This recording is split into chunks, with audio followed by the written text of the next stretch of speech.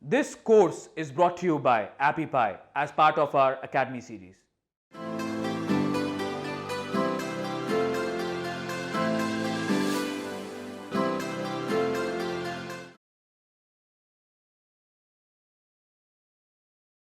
What is on-page SEO?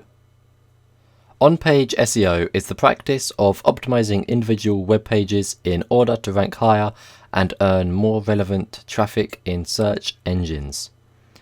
On-page refers to both the content and HTML source code of a page that can be optimized, as opposed to off-page SEO, which refers to links and other external signals. For those new to on-page SEO, we highly recommend watching the next few lectures about on-page SEO, as they will help you out a lot. On-page SEO has changed over the years, so it's important to keep up with the latest practices. That's all for this video. It's just a short one. Thanks for listening, thanks for watching, and goodbye!